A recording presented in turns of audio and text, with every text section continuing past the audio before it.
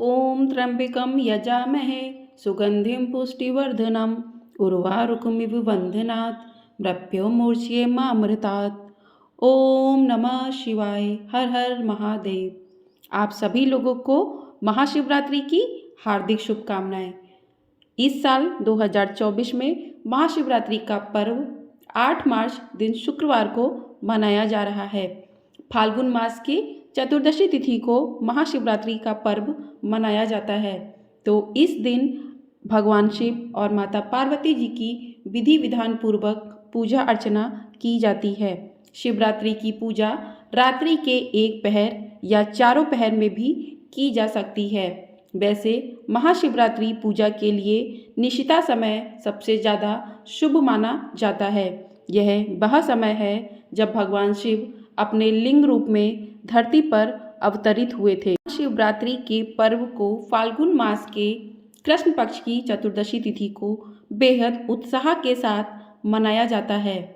मान्यता है इस दिन देवों के देव महादेव और माता पार्वती का विवाह हुआ था, इसलिए इस दिन को महाशिवरात्रि के रूप में मनाया जाता है। माना जाता है कि इस विशेष अवसर पर विधि पूर्वक भगवान शिव और माँ पार्वती की पूजा और व्रत करने से साधक को शुभ फल की प्राप्ति होती है और जीवन में खुशियों का आगमन होता है। तो आज की वीडियो में हम जानेंगे कि महाशिवरात्रि के दिन शिव और माँ पार्वती जी का विधिवत पूजन किस प्रकार से करना चाहिए, क्या सरल पूजा विधि है। तो इस दिन आप सुबह जल्दी उठकर स्नान आदि से निवृत्त हो जाइए। उसके बाद आप अपने मंदिर की अच्छे से सफाई कीजिए और आपके मंदिर में जो भी शिव जी की फ़ोटो या मूर्ति रखी है वहाँ पर आप उनको सुबह स्नान आदि करवा कर गंगा जल छिड़क कर और अपने व्रत का संकल्प लीजिए। आप व्रत के संकल्प में आप हाथों में चावल या पुष्प लेकर व्रत का संकल्प कर सकते हैं कि आज आपने महाशिवरात्रि का व्रत रखा है, उसको पूर्ण करने में भोलेनाथ आपकी मदद करें। व्रत के संकल्प के समय ही आपको यह संकल्प भी लेना है कि आप किस तरीके से व्रत करना चाहते हैं, फलाहार या फिर निर्जल। तो इस तरीके से आप व्रत का संकल्प लें। संकल्प लेने के बाद आप सुबह के समय शिव जी की पूजा इत्यादि करें। सुबह के समय आप साधारण पूजा कर सकते हैं कि शिव जी को जल से अभिषेक कर दें, उसके बाद दूध दही से अभिषेक करें, उनको तिलक करें और भोग अर्पित करें। इस प्रकार से आप सुबह की पूजा करके व्रत का संकल्प लेकर पूरे दिन व्रत रखकर शाम के समय प्रदोष काल के समय आप शिव जी की पूजा कर सकते हैं। आप चाहें तो जो चारों पहर की पूजा है उसे भी कर सकते हैं। यदि आप चारों पहर की पूजा नहीं कर सकते हैं तो आप शाम के समय प्रदोष काल में शिव जी की पूजा कर सकते हैं। प्रदोष काल का समय पूजा के लिए बेहद उत्तम समय माना जाता है। आप बात करते हैं कि प्रदोष काल में पूजा की संपूर्ण विधि क्या रहेगी। यदि आप घर पर पूजा करते हैं तो आपको एक चौकी ले लेनी है। चौकी पर पीला या लाल वस्त्र आपको बिछा लेना है। उसके बाद आपके पास जो भी शिव माँ पार्वती जी की प्रतिमा है, मूर्ति है, फोटो है, जो भी है उसे पाटे पर स्थापित कीजिए। स्थापित करने के बाद आप उनको अच्छे से गंगा जल से अभिषेक कीजिए। आपके पास शिवलिंग है तो आप उसे भी रख सकते हैं। तो इस तरीके से पाटे पर बिछाकर अच्छे से उनको गंगा जल से स्नान करवाइए।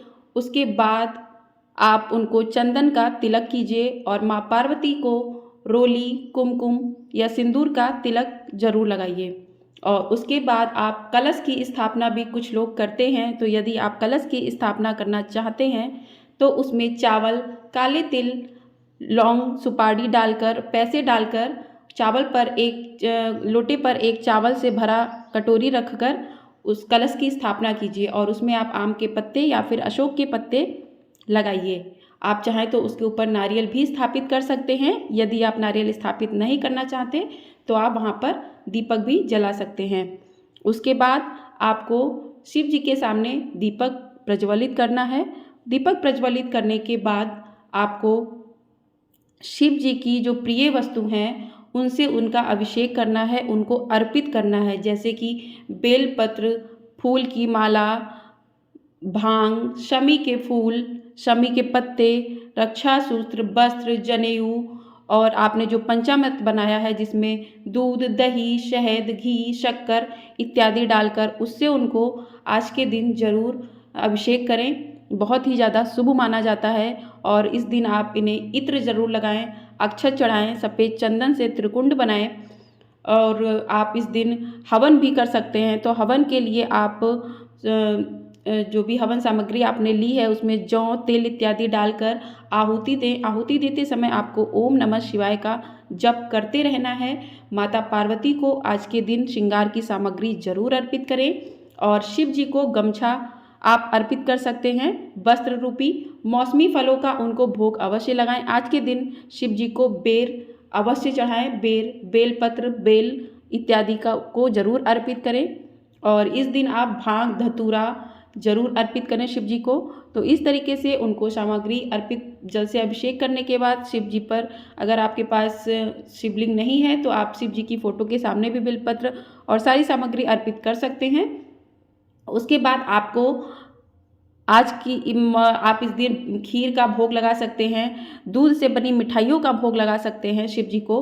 तो उनकी प्रिय वस्तुओं का उनको भोग जरूर लगाएं और इस दिन आप शिव जी की पूजा करने से पहले गणेश जी का पूजन करना बिल्कुल भी ना भूलें। आपको एक बात का विशेष ध्यान रखना है कि जो भी आपने पंचामृत बनाया है स्नान करवाने के लिए उसमें तुलसी पत्र बिल्कुल भी ना डालें। तो इस प्रकार से पूजा करने के बाद आप उनको सब सामान अर्पित करने के बाद महाशिवरात्रि व्रत की कथा अवश्य सुने। कथा सुनने के बाद आप शिव चालीसा का पाठ कर सकते हैं, महामृत्युंजय मंत्र का जाप कर सकते हैं। उसके बाद शिव जी की आरती करें। आरती करने के बाद आप जो भी प्रसाद है उसको लोगों में वितरित कर दें। अब बात करते हैं कि आप घर में पार्थिव शिवलिंग का निर्माण कर किस तरीके से पूजा कर सकते हैं। अगर आपके पास शिवलिंग नहीं है और आप शिवलिंग की पूजा करना चाहते हैं तो आप अपने घर के गमले की मिट्टी निकाल लीजिए या कहीं से शुद्ध मिट्टी मंगवाइए और उसको गंगा जल से अच्छे से गीला कर लीजिए और उस गीली मिट्टी से शिवलिंग का निर्माण कीजिए अपने हाथों से और उस शिवलिंग की पूजा कीजिए विधिवत। जिस तरीके से आपको पहले अभिषेक करना है, दूध, दही, घी, शहद, चरणामृत, पंचामृत से अभिषेक करने के बाद आपको एक चीज़ याद रखना है कि जिस चीज़ से भी आप अभिषेक करें उसके बाद जल से अभिषेक करना बहुत ही आवश्यक है। तो इस तरीके से अभिषेक करने के बाद शिवलिंग पर बेलपत्र, भांग, धतूरा इत्यादि चढ़ाइए और मौसमी फल जो भी हैं, बेर इत्यादि, केला हैं, बेर हैं, जो भी हैं उनको अर्पित कीजिए। अर्पित करने के बाद आप जो भी आपने भोग बनाया है उस भोग को अर्पित कीजिए और फिर आप शिव कथा सुनकर आराम से आरती कर दीजिए। तो इस प्रकार से आप घर पर अगर पूजा करते हैं तो इस विधि से आप पूजा कर सकते हैं। अब बात करते हैं यदि आप मंदिर में जाकर पूजा करते हैं तो आपको किस तरीके से पूजा करनी है, क्या सामग्री लेकर जाना है। तो इस दिन मंदिर में जाकर शिवलिंग पर अभिषेक जरूर करें। कहते हैं कि महाशिवरात्रि के दिन माँ शिव जी पृथ्वी पर जरूर आते हैं और हर शिवलिंग में विराजमान होते हैं। तो आप शिवलिंग मंदिर जाने के लिए अपने थाल में जो भी पूजा की सामग्री है उसकी मैंने वीडियो बनाई है कि पूजा की सामग्री आपको क्या क्या लेनी है। उन सभी चीज़ों को थाल में रख कर आप मंदिर जाइए। तो वहाँ सबसे पहले आप डायरेक्ट शिवलिंग पर अभिषेक नहीं कीजिए। जो शिवलिंग का जहाँ पर गणेश जी और गणेश जी का और कार्तिकेय का स्थान है तो पहले गणेश जी को अर्पित कीजिए, फिर अशोक सुंदरी को कीजिए, फिर माँ पार्वती को कीजिए। उसके बाद आप शिवलिंग पर अभिषेक कीजिए। शिवलिंग पर जल से अभिषेक करने के बाद आप दूध, दही, घी, शहद, शक्कर इत्यादि से अभिषेक कीजिए। उसके बाद दोबारा से आप फिर से जल से अभिषेक कीजिए। उसके बाद त्रिकुंड से चंदन से शिव जी को तिलक कीजिए और जहाँ पर अशोक सुंदरी और गणेश जी, माँ पार्वती जी का उनका करने के बाद आपको शिवलिंग पर कुछ भी अर्पित करना है। तो त्रिकुंड बनाइए। अगर आपके पास चंदन नहीं है तो आप 3 उंगलियां फेर कर भी त्रिकुंड बना सकते हैं। और इस तरीके से त्रिकुंड बनाने के बाद फिर शिव जी पर जो आप बेलपत्र, धतूरा, भांग ले गए हैं उसको भी शिवलिंग पर अर्पित कीजिए। अर्पित करने के बाद आपने जो भी फल या भोग की वस्तुएं लेकर गए हैं उनको भी शिवलिंग पर अर्पित जरूर कीजिए और माँ पार्वती को कुमकुम रोली का तिलक लगाइए और उनको श्रृंगार की सामग्री अर्पित कीजिए। और शिव जी को वस्त्र में के रूप में गमछा आप अर्पित कर सकते हैं या कोई पीला वस्त्र अर्पित कर सकते हैं। उसके बाद आपको जनेऊ जरूर अर्पित करना है शिव जी को, और गणेश जी को जनेऊ अर्पित कीजिए। उसके बाद आपको आज के दिन शिव और माँ पार्वती जी का विवाह हुआ था, तो आज के दिन आपको उनको एक सूत्र में ज़रूर बांधना है। कलावा से आप 3 बार इस तरीके से लपेट कर या 3 गांठें लगाकर उनको जोड़ सकते हैं। कहते हैं कि ये करने से आपके वैवाहिक जीवन में सुख शांति आती है। तो इस प्रकार से कीजिए और अपनी आप आटे का या मिट्टी का दीपक ले गए हैं वो वहाँ पर जलाइए और आरती कीजिए शिव जी की, और ओम नमः शिवाय का जाप करते रहिए। तो इस तरीके से आप अगर मंदिर जाते हैं तो मंदिर में आपको इस तरीके से पूजा अर्चना करनी है विधिवत। और शिव जी को भस्म भी जरूर चढ़ाइए आप इस दिन, बहुत ही शुभ माना जाता है। तो इस तरीके से आपकी पूजा संपन्न होगी और अंत में आप शिव जी से हाथ जोड़कर अपनी पूजा में हुई गलतियों के लिए क्षमा याचना ज़रूर करें। शिव जी बहुत भोले हैं, वो आपकी गलतियों को क्षमा याचना ज़रूर करते हैं।